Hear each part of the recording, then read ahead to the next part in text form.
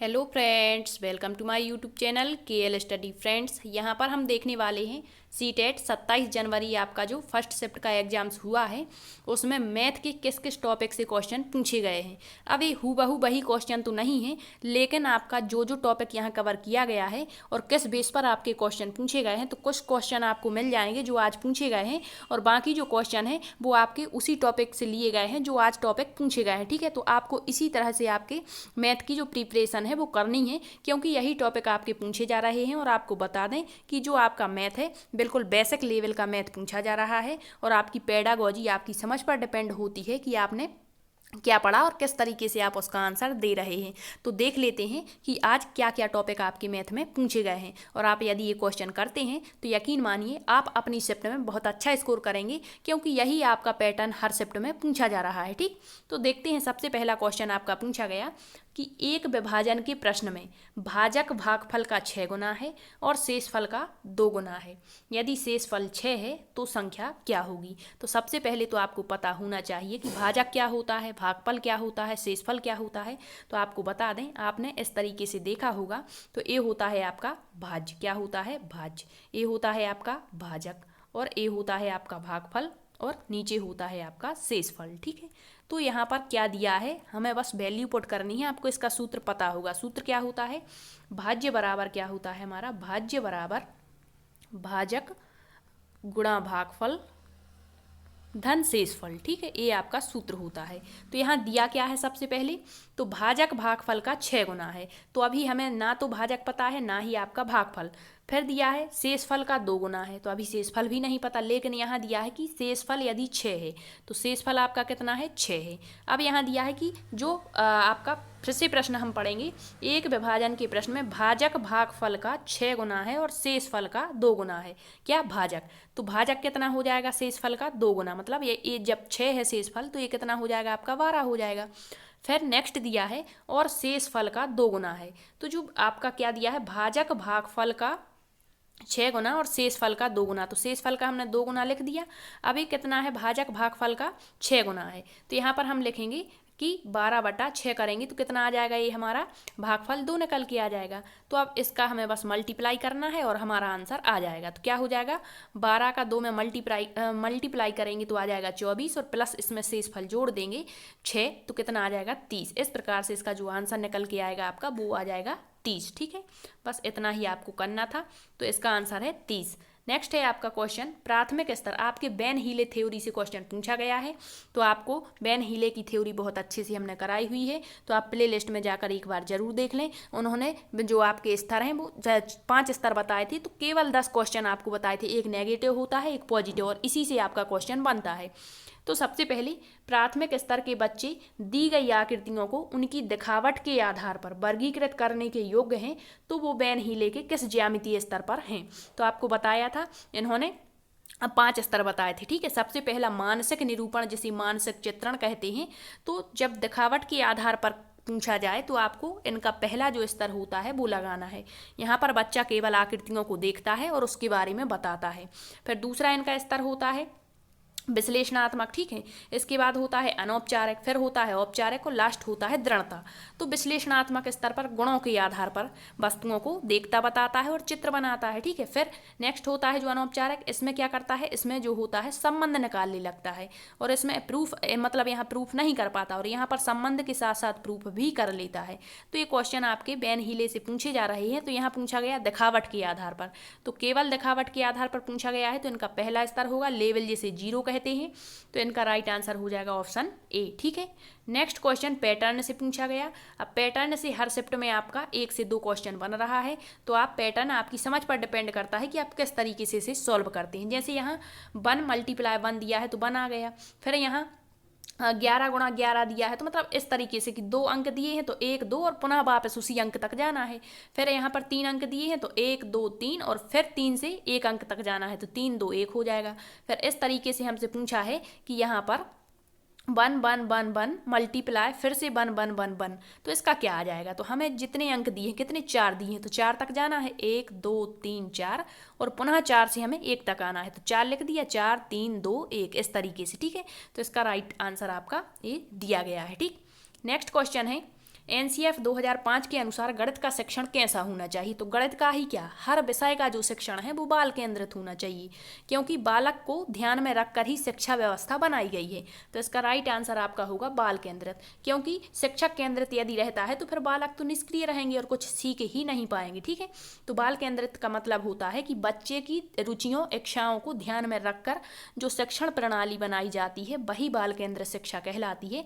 तो एनसीएफ 2005 ने, और अभी जो आपकी नई शिक्षा नीति आई है वहां पर भी कहा गया है कि जो शिक्षण व्यवस्था होनी चाहिए वो बाल केंद्रित होनी चाहिए। ठीक, नेक्स्ट क्वेश्चन पूछा गया आपके गणितीय उपकरणों से। अब क्वेश्चन क्या था, दो दशमलव वाली संख्याओं के गुणन, जैसे कि यहाँ दिया है 0.3 इंटू 0.2, इसका इक्वल आता है 0.06।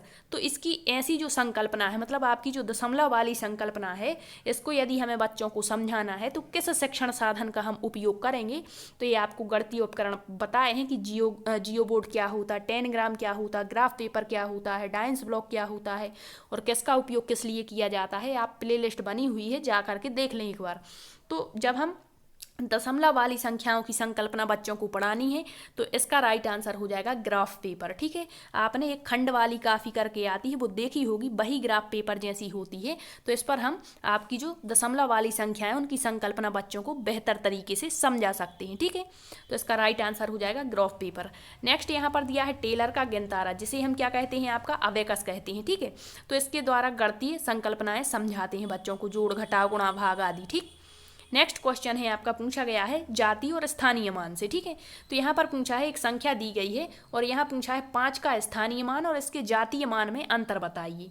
तो 5 का स्थानीय मान और जातीय मान, तो एक तो स्थानीय मान और जातीय मान आपको पता होगा कि क्या होता है, तभी आप इसका आंसर दे पाएंगे। तो आपको बता दें कि जातीय मान वही होता है जो संख्या दी गई है और स्थानीय मान बदल जाता है, उतने शून्य लगा देते हैं। ठीक है, तो इसका जो 5 का स्थानीय मान है वो क्या हो जाएगा, यहाँ पर हो जाएगा 5000। ठीक है, 5 यहाँ दिया है और जितनी संख्या है उतने शून्य लगा दिए।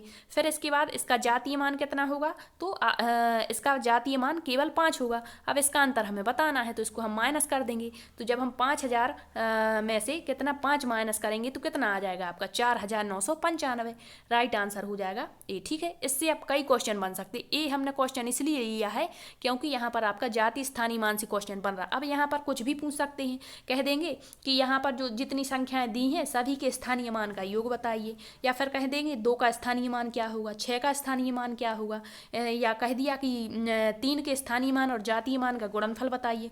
तो कई क्वेश्चन यहाँ से बन सकते हैं। तो आपको जाति और स्थानीय मान पता होगा तब आप इसका करेक्ट आंसर दे पाएंगे। ठीक है, नेक्स्ट है यहाँ पर पूछा गया, ये इस तरीके से लिखा है 1/2। ठीक है, ऐसा लिखा है। इसमें कितना आधा है, आधा मतलब 1/2 है, तो इसमें कितना 1/2 है। तो इसको हम सबसे पहले तो सामान्य भिन्न में बदलेंगे। तो ये कितना हो जाएगा, 2 एकम 2 और 1 3, 3/2 हो जाएगा। ठीक है, तो ये हम अब यहाँ से हटा देंगे और यहाँ लिखेंगे 3/2। तो लिखेंगे 3/2 में कितना आधा है, 1/2 है।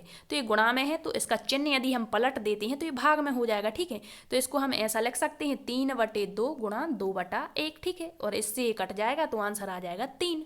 तो इसका राइट आंसर हो जाएगा 3। इस तरीके का क्वेश्चन आपका हर शिफ्ट में पूछा जा रहा है। नेक्स्ट क्वेश्चन आपका पूछा गया गणित की मतलब पेडागोजी से। क्या था क्वेश्चन कि गणित सीखने के संबंध में निम्नलिखित में से कौन सा कथन सही है। तो ये हमने पढ़ा हुआ है, आपका जो कोठारी आयोग है उसमें स्पष्ट रूप से कहा गया है कि जो गणित है वो प्रत्येक बच्चा सीख सकता है। यहाँ दिया है कि गणित केवल कठोर अभ्यास से सीख सकते हैं, ये गलत है। क्यों? क्योंकि जो गणित है वो दैनिक जीवन में भी उपयोगी है, तो उसके लिए हम कोई कठोर अभ्यास नहीं करते, ऑटोमेटिकली इतना गणित हमें आ जाता है। नेक्स्ट दिया है गणित सीखने के लिए कठिन विषय है। तो क्या कठिन विषय है तो कोई सीखेगा ही नहीं, ये भी गलत है।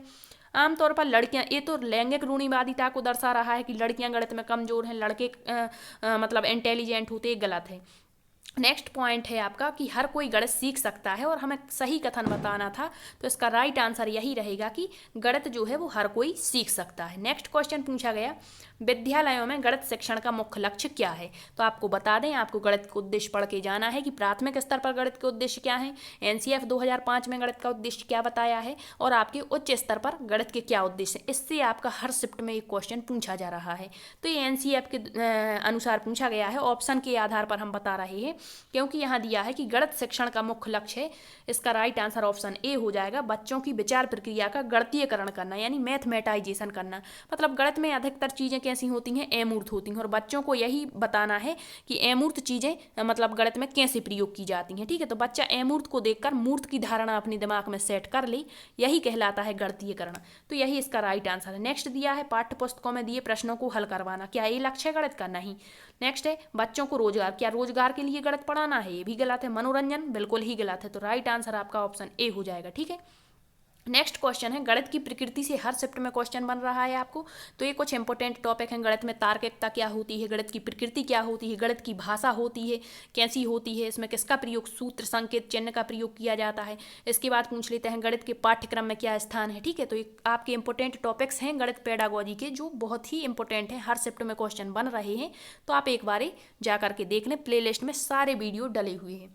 नेक्स्ट पूछ लिया कि गणित के समझने की प्रकृति कैसी होनी चाहिए, क्या अमूर्त, यथार्थ, तार्किक या ये सभी। तो आपको बताया है गणित की जब हमने विशेषताएं पढ़ी थी, तो गणित की जो प्रकृति है वो अमूर्त होती है, बिल्कुल सही।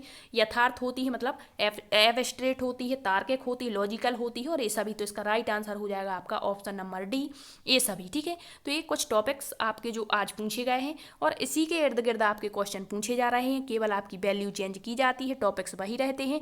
LCM SCF से भी आपके क्वेश्चन पूछे जा रहे हैं। तो ये कुछ इंपॉर्टेंट टॉपिक थे जो आपके साथ डिस्कस किए। आपको वीडियो कैसा लगा शेयर जरूर करें, और यदि आपको आज का कोई क्वेश्चन पता है तो आप कमेंट्स में पूछ सकते हैं। ठीक है, थैंक यू।